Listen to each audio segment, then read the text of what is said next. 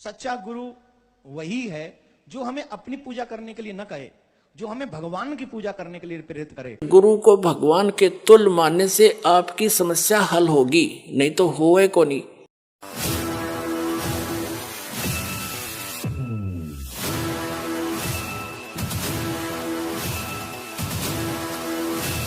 नमस्कार दोस्तों, स्वागत है हमारी नई वीडियो में। तो आज हम बात करेंगे एक नए टॉपिक पर। तो आज का टॉपिक ये है कि कुछ लोगों का मानना है और कहना है कि संत रामपाल जी महाराज के फॉलोअर संत रामपाल जी महाराज को भगवान मानते हैं। क्या ये सत्य है या झूठ? तो आज इसी वीडियो में हम जानेंगे क्या गुरु भगवान हो सकते हैं या नहीं। तो आज हम इस वीडियो में जानेंगे दो संतों के विचार और फिर निर्णय लेंगे कि क्या गुरु भगवान हो सकता है या नहीं। तो एक तरफ है देवकीनंदन ठाकुर जी और दूसरी तरफ है संत रामपाल जी। तो आइए वीडियो शुरू करते हैं और जानते हैं पहले देवकीनंदन ठाकुर जी के विचार, उनका इस विषय पर क्या मत है। जो गुरु हमें भगवान के चरणों से प्रीति कराए, सच्चा गुरु वही है जो हमें अपनी पूजा करने के लिए न कहे, जो हमें भगवान की पूजा करने के लिए प्रेरित करे, जो हमारा संबंध ईश्वर से स्थापित कराए, जो परंपरागत तरीके से हमारे यहाँ, जैसे हमारा जो निम्बार्क संप्रदाय वो 5000 वर्ष पुराना है। हम उसके कोई बहुत बड़े मठाधीश नहीं है, हम तो आपकी तरह एक सेवक है उसमें, लेकिन उस परंपरा को आगे इसलिए निभा रहे हैं जिससे हम और आप सब चलकर राधा कृष्ण के चरणों की पूजा करें और उस धर्म को आगे बढ़ाएं। तो गुरु वही है सच्चा। मैंने एक दिन बताया था, गुरु वही जो हरि मिलावे, गुरु वही जो विपिन बसावे, गुरु वही है जो हमें प्रभु से मिलने के लिए प्रेरित करे, प्रभु से मिलवावे, वृंदावन में वास करावे। और गुरु वही जो संत सिवावे, गुरु वही है जो संतों की सेवा करने के लिए, धर्म के पद चिन्हों पर चलने के लिए हमको प्रेरित करे। गुरु वही नहीं है कि सिर्फ दक्षिणा लाओ और हमें दे जाओ और हमारी पूजा करो, हम ही सब कुछ है, हमारी पूजा कर लो त्रिलोकी मिल जाएगी। तो ये थे देवकीनंदन जी के विचार। आइए अब जानते हैं संत रामपाल जी महाराज जी के विचार। ऐसे आजकल परंपरा चल गई है कि गुरु ही भगवान होता है। गुरु भगवान नहीं होता, वो तो भगवान ना आए थे सीधे गुरु बन के, और अपनी भक्ति की सतीथि बना के रखनी थी। काल नो सोचा है नकली संत नकली पंथ बना के नकली नाम जाप करा के इनकी भगवान से आस्था हटा दूं। जो साधना ये करेंगे उससे लाभ तो होना नहीं, आपत्ति नो की नो पड़ेंगी आके, तो कुछ दिन में भक्ति छोड़ देंगे। और परमात्मा सोच क्रियाएं करता है, आप भी आते हैं, कोई एक आधा संत भी भेज देते हैं, तो अधिकतर स्वयं ही आए हैं मालिक ने और स्वयं ही वो काम करा जो भगवान किया करते हैं। तो वो तो भगवान और गुरु वो तो वन ऑल इन वन थे, वो तो सब कुछ थे दाता। लेकिन अन्य जो गुरु है वो गुरु है और भगवान अन्य है। गुरु परमात्मा का पुजारी होता है और उससे मिलाने वाला मीडिया होता है। गुरु भगवान नहीं होता, भगवान तो भगवान ही होता है।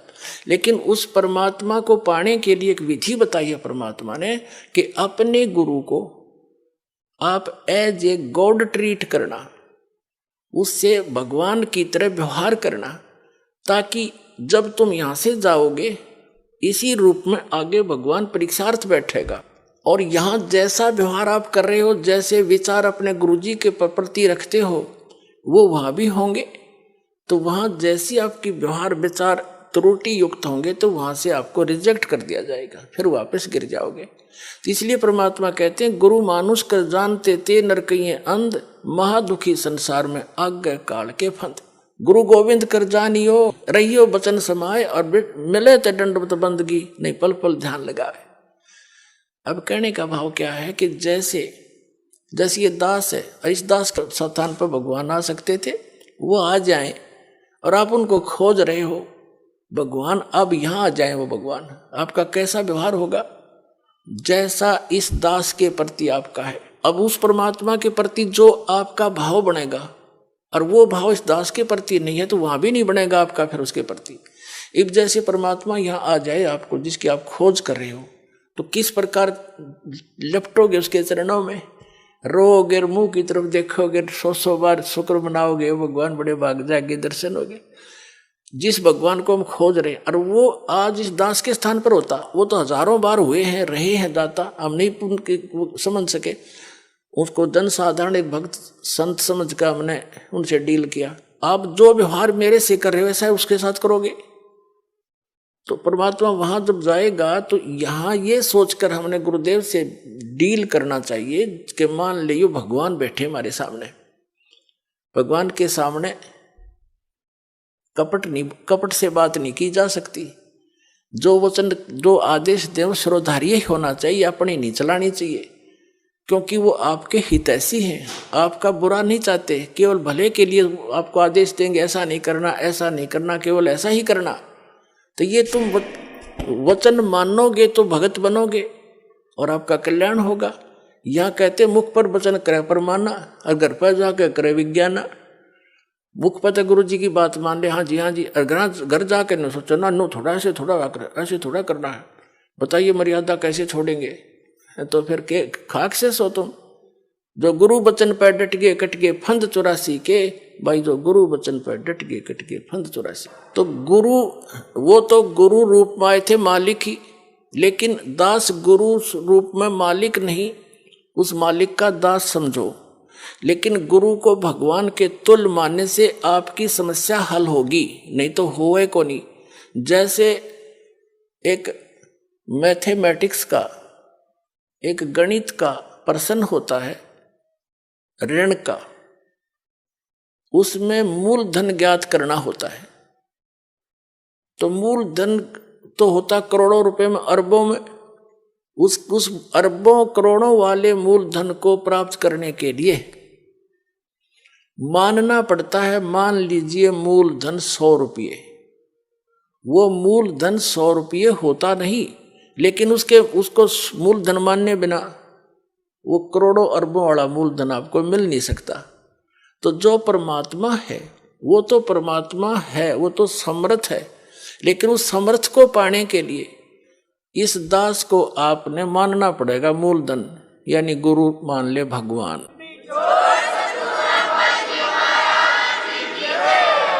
तभी आपकी यह समस्या हल होएगी, नहीं तो कति नहीं हुआ, 0 नंबर आओगे आपके।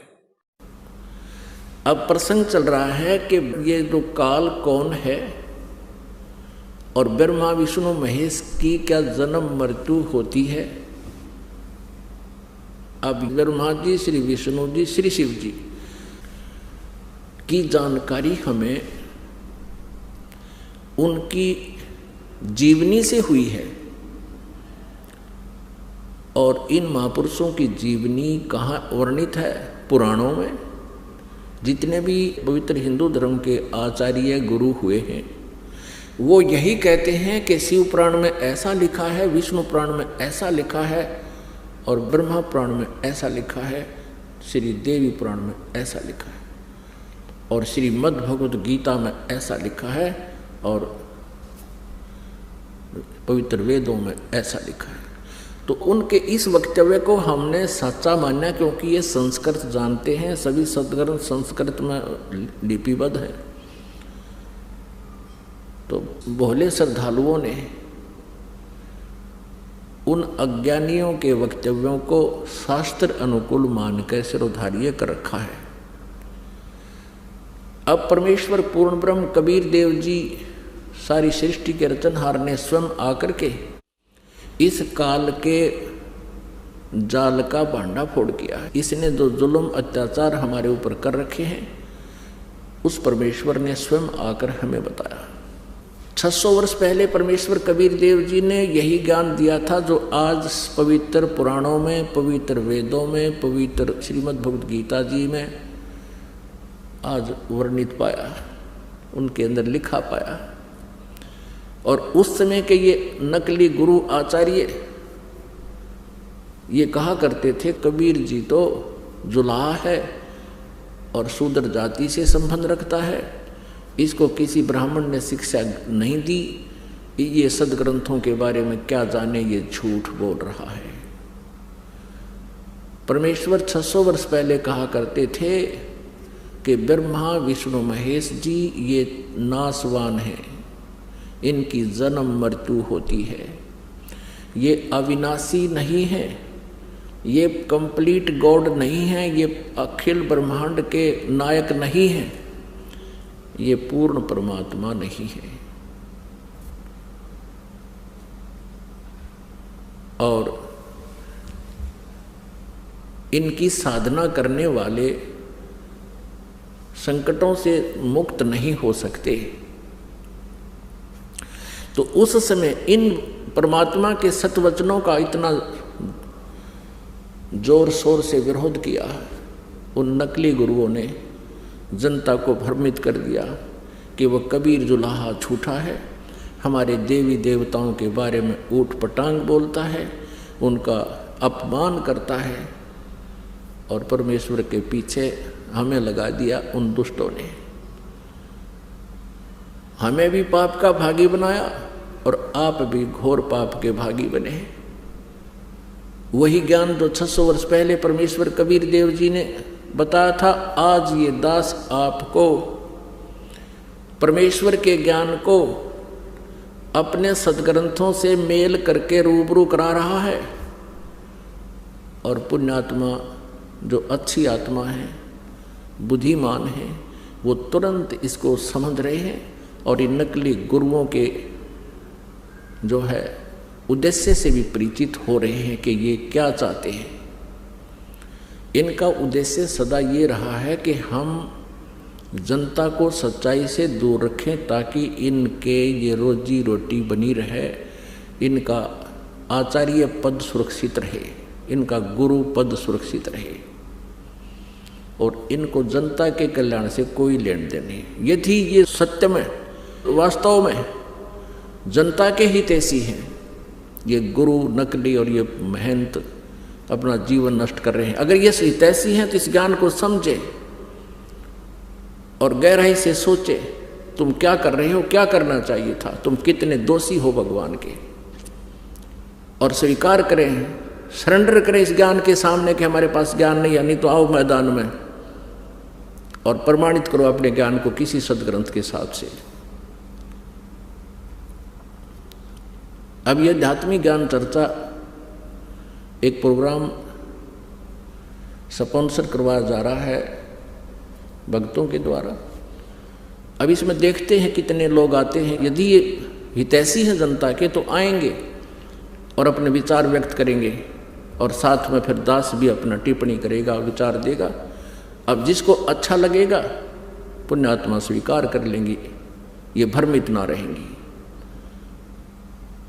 अपनी अपनी कह रहे हैं, लोक वेद सुना रहे हैं, तो वो लोक वेद अब पता चल जाएगा जो सदग्रंथों से मेल खाता है